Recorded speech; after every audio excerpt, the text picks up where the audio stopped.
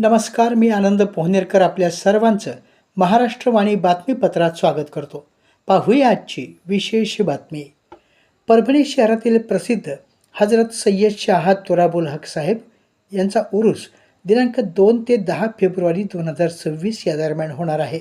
या कालावधीत दर्शनासाठी येणाऱ्या भाविकांची कुठल्याही प्रकारे गैरसोय होणार नाही याची दक्षता पोलीस विभाग, महापालिका, उपविभागीय कार्यालय, जिल्हा वक्फ कार्यालय, विद्युत विभाग, अन्न आणि औषध प्रशासन, आरोग्य, सार्वजनिक बांधकाम, आपत्ती व्यवस्थापन RTO यांनी घ्यावी असे निर्देश जिल्हाधिकारी संजय सिंह चव्हाण यांनी दिले आहेत. उरुसात येणाऱ्या भाविकांना कुठल्याही प्रकारची गैरसोय होऊ नये, तसेच त्या भाविकांनी कुठल्याही अफवांवर विश्वास ठेवू नये.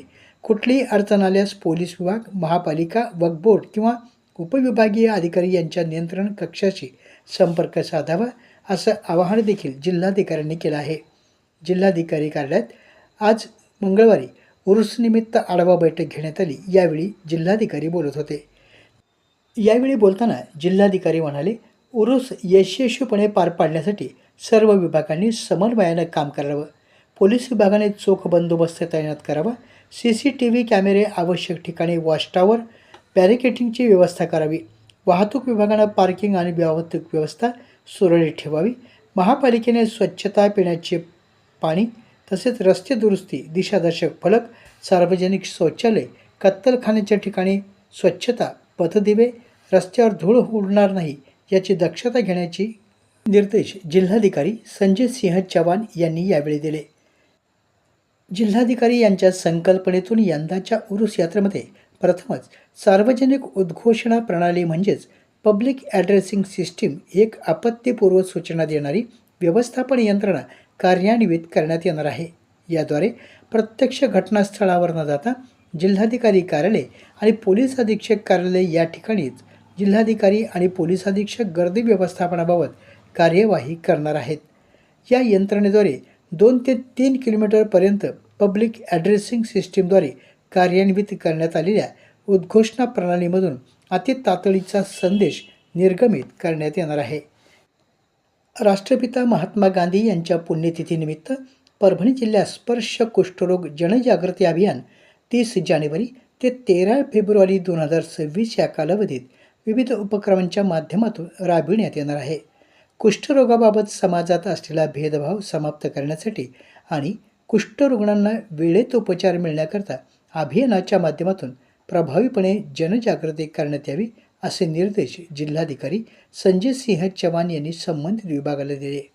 जिल्हाधिकारी कार्यालयात आज मंगळवारी स्पर्श कुष्ठरोग जनजागृती अभियानाबाबत जिल्हास्तरीय समन्वय समितीची बैठक घेण्यात आली. यावेळी जिल्हाधिकारी बोलत होते.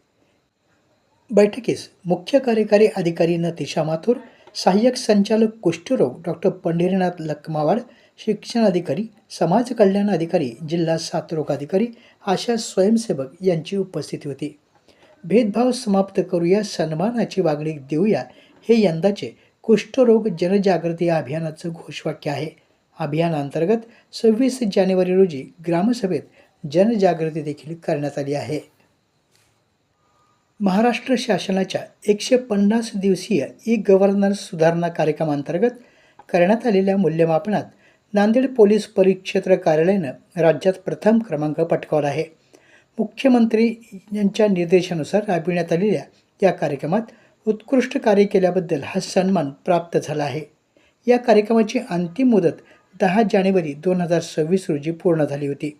त्यानंतर पोलीस महासंचालक कार्यालय, 4 परिक्षेत्रीय पोलीस उपमहानिरीक्षक कार्यालय आणि भारतीय गुणवत्ता परिषद यांच्या माध्यमातून मूल्यमापन प्रक्रिया राबविण्यात आली. दिनांक 26 जानेवारी 2026 रोजी शासनानं अधिकृत निकाल जाहीर केला असून राज्यातील सर्व पोलीस परिक्षेत्रामध्ये नांदेड पोलीस परिक्षेत्राचा क्रमांक पहिला आला आहे. यापूर्वी 100 दिवसीय कार्यक्रमात देखील नांदेडने राज्यात तृतीय क्रमांक मिळवला होता.